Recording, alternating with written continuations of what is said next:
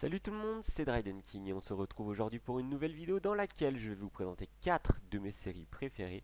Alors déjà on va pas parler de Game of Thrones, de Walking Dead ou de séries très connues, je vais vous parler de séries que j'adore et qui sont méconnues justement. On va donc passer du 1er siècle au 23e siècle dans un monde parallèle ou même un monde post-apocalyptique.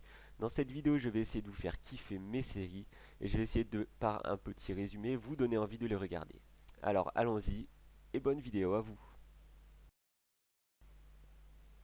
Du coup, on commence par la série Viking. Donc la série Viking nous amène en Scandinavie au 8e siècle où un jeune guerrier du nom de Ragnar Lodbrok, las d'aller toujours piller les terres à l'est, décide de se lancer, lui et quelques compagnons, dans des raids à l'ouest, là où jamais aucun viking n'avait déjà été.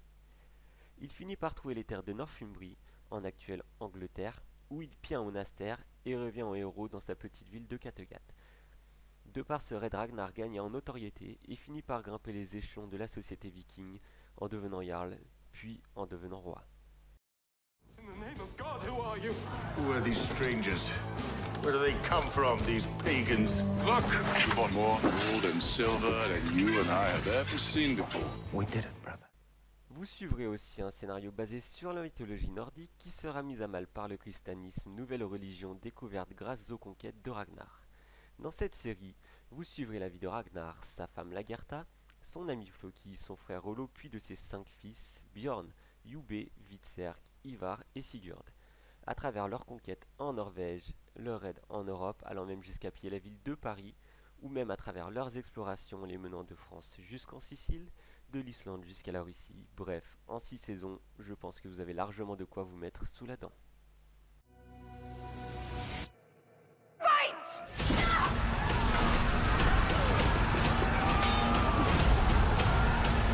Our country's in grave danger. Don't ever betray me. I'll be dear to my dogs. Donc la deuxième série de cette vidéo est The Mine in the High Castle, ou Le Maître du Haut Château si vous préférez. Alors dans cette série on passe dans un monde parallèle au nôtre où les forces de l'Axe, donc les nazis, les japonais ainsi que les italiens, ont gagné la Seconde Guerre mondiale de par la capitulation des États-Unis après le bombardement atomique de Washington en 1947.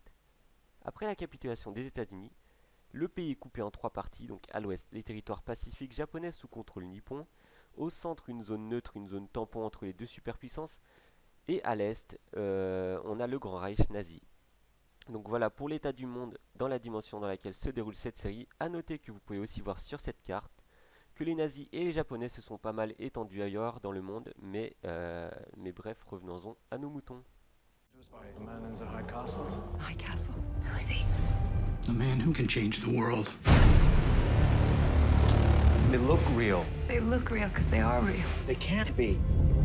Has to be about something more. I need answers. The Führer considers the man in the high castle a threat to the existence of the Reich. Donc dans cette série, nous allons suivre principalement Takeshi Kido, qui est un officier de la Kempeitai et qui est la police militaire japonaise, genre les gars, faut pas les faire chier. On va aussi suivre l'Obergruppenführer John Smith, qui est le commandant en chef des forces nazies en Amérique, ainsi que Julina Crane et évidemment le maître du haut château. La série démarre en 1962, donc Hitler est sur le point de mourir et la tension monte entre les deux superpuissances que sont le Japon et le Grand Reich nazi, tout simplement car personne ne sait ce que va devenir le Reich à la mort d'Hitler. Pendant que les deux nations se cherchent des poux, si je puis dire, un petit groupe de résistants tente de fuiter les images d'un film venant de notre monde dans lequel les nazis perdent la guerre. Donc il faut savoir que dans la série, ils vont courir après le maître du haut château, parce que c'est le maître du haut château qui a ramené ces films-là, qui a la capacité de voyager entre les deux mondes, donc entre notre monde et le monde où les nazis ont gagné la guerre. Et ils vont tout faire pour empêcher de faire fuiter ces films-là, parce qu'en fait, tout simplement, dans la saison 1, vous allez voir le peuple, les personnes qui vivent dans ces mondes-là sont complètement formatées. Pour eux, il n'y a que les Nippons, les nazis. Pour eux, c'est impossible de gagner une guerre, de les faire partir. C'est fini. Pour eux, c'est faut vivre comme ça, un point, c'est tout. Alors que si on leur montre des images, c'est de la propagande en fait, si on leur montre des images qui disent, bah regardez, dans ce monde là-bas, bah, les nazis ont été vaincus, donc il y a vraiment moyen de les vaincre ici. Il y a peut-être moyen que ça réveille des consciences. Donc les nazis et les Kempeitai, évidemment, ils veulent pas ça.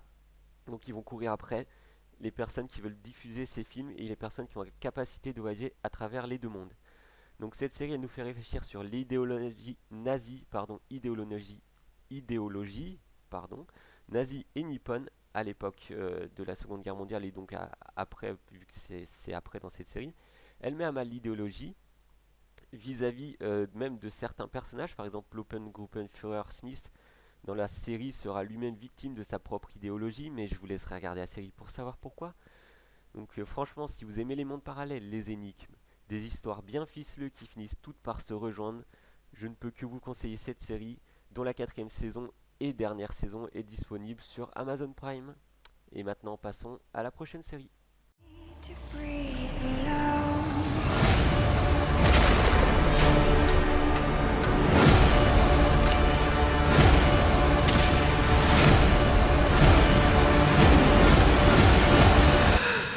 Julia, you don't have to face anything alone. Wake me up, I've been in a dream too long. Passons maintenant à cette 3e série qui s'appelle The 100. Donc dans The 100, on arrive dans un climat post-apocalyptique, donc 97 ans après une apocalypse nucléaire, c'est-à-dire que tous les pays de l'humanité se sont balancés des missiles nucléaires par la tête ou pas. Mais je vous spoile pas parce que si vous voulez savoir pourquoi, il faudra regarder la série. Donc au moment de l'apocalypse nucléaire, des humains se sont réfugiés dans 12 stations spatiales en orbite autour de la Terre, dans l'espace, afin de survivre. Peu de temps après, toutes ces stations, donc ces 12 stations, ont été fusionnées pour en créer une immense qu'ils ont appelée l'Arche. Mais le problème, c'est que 97 ans après, la population de l'Arche est trop importante, de l'ordre de 4000 à 4500 personnes, et donc il faut les nourrir et les faire respirer. Et c'est justement le système de traitement d'oxygène qui commence à montrer des faiblesses. C'est alors que les dirigeants de l'Arche décident d'envoyer sur Terre un vaisseau de reconnaissance avec un équipage de 100 jeunes délinquants qui sont tout droit sortis des prisons de l'Arche afin de voir si la Terre est de nouveau accueillante. They're killing us, aren't they? Reducing population to make more time for the rest of you. Listen to me. You're being sent to the ground. All 100 of you. What? Our crimes were petty, but overcrowding made us expendable. We all tested authority one way or another. So now, we get to test the Earth to see if mankind can finally go home.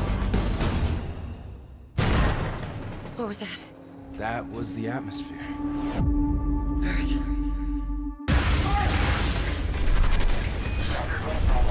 Retro rockets are next in 3 seconds. 2, 1.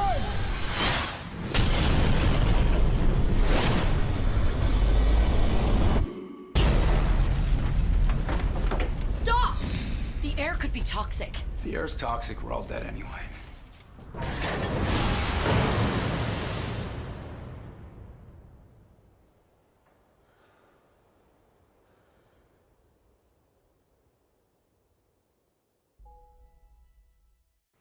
Donc, durant les 6 saisons de cette série, vous suivrez principalement la vie de Clark Griffin ainsi que de sa mère Abigail, de Marcus Kane qui est le responsable de la sécurité de l'Arche, ainsi que de Bellamy Blake et sa sœur Octavia. La première saison, comme dans beaucoup de séries, vous présente en grande partie le monde dans lequel se déroule cette série, donc le monde dans lequel les 100 sont arrivés. Donc c'est principalement des forêts. Il vous montre les dégâts de la radioactivité tels que la mutation chez certains animaux. Elle nous montre aussi les survivants, donc c'est-à-dire les survivants, pas ceux qui ont été dans l'Arche, mais les survivants qui sont restés sur Terre, qui ont survécu à cette apocalypse, qui 97 ans après ont créé 12 clans qui sont gouvernés par une seule reine. Donc dans cette série, on vous amène de l'espace à la terre ferme, d'un royaume jusqu'à un bunker, d'un bunker jusqu'à une autre planète. Bref, en 6 saisons, nous voyons des personnages évoluer de délinquants à chefs de guerre. En 6 saisons, nous avons de la guerre, de l'exploration, de l'énigme et beaucoup de trahison, ça, faut le dire. Je vous laisse donc aller voir par vous-même. Moi, je vais passer à la dernière série de ma vidéo qui s'appelle The Expanse. You saved what you can save today. I'm not sacrificing any more innocent lives.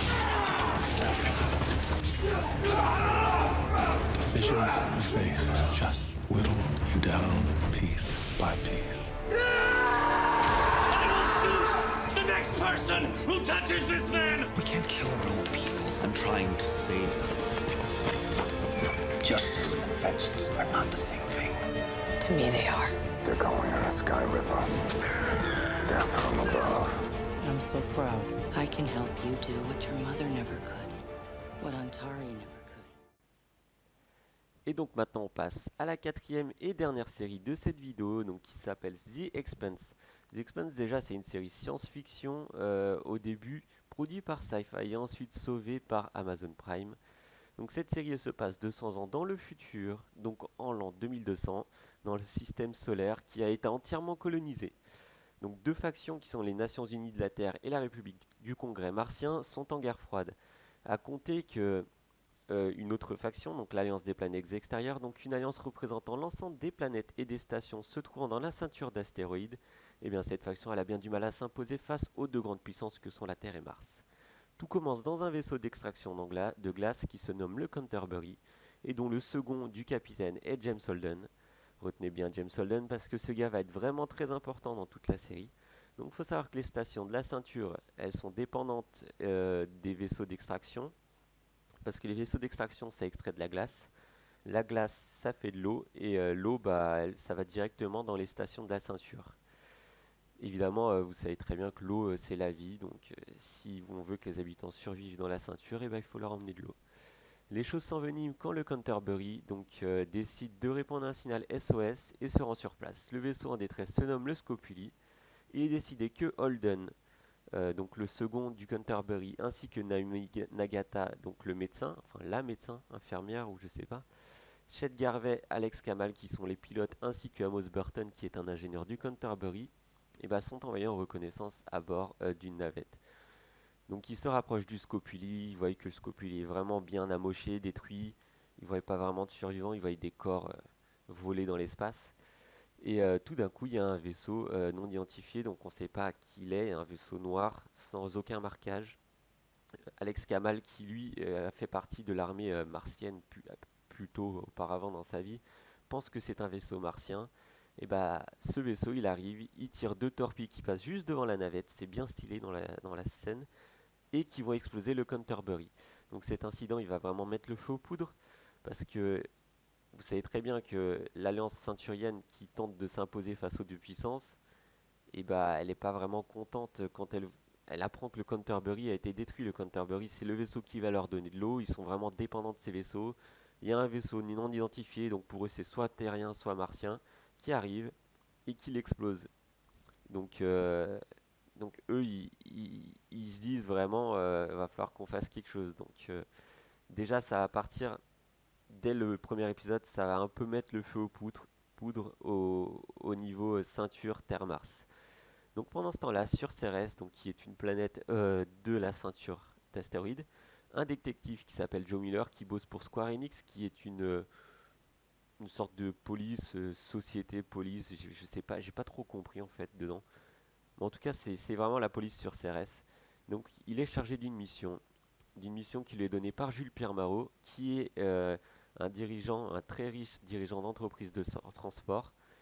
Et la mission, c'est retrouver Julie Mao, qui, contre l'avis de son père, a décidé de partir dans une mission d'exploration et du coup entièrement disparu. Et vous imaginez bien que beaucoup de choses vont être liées. Mais je vous laisserai regarder la série pour savoir pourquoi le Scopuli et Julie Mao sont liés. C'est vraiment une série très intéressante. Donc je vous montre quelques extraits et ensuite on repassera à un petit dernier résumé sur cette série. Là je vous ai fait vraiment le synopsis un peu du premier épisode pour vous mettre dans le bain et après je vous expliquerai plus la série dans la durée, donc de la 1 à la saison 4 sans énormément vous spoil ou sans vous spoil du tout, j'espère. Donc on regarde ces petits extraits et on se revoit juste après. Stars are better off without us. Earth and Mars have pushed themselves to the brink, and whenever that happens, Elters always lose. Someone was testing a weapon. It'll tilt the balance of power in favor of Mars. Are we gonna just keep eating shit from Earth, or are we gonna take them out and end this? There are people in my government who are willing to take us to the brink of annihilation. It's treason. Are you scared? I'm angry. Whose side are you on?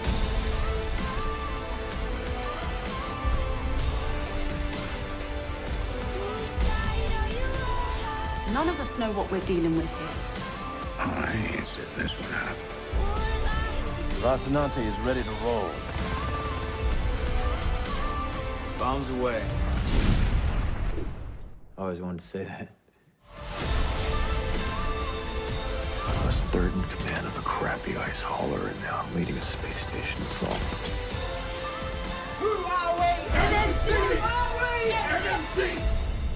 We are a go. Whose side are you on?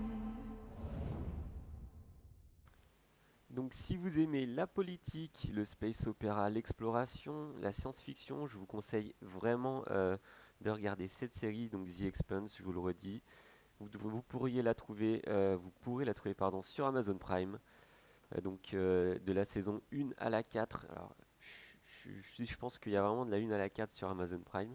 Donc franchement, c'est une série énorme. Faut savoir que ils ont pas trouvé en fait encore dans 200 ans dans le futur, ils n'ont pas encore trouvé de nation extraterrestre et que ça pourrait être vraiment la clé de cette série.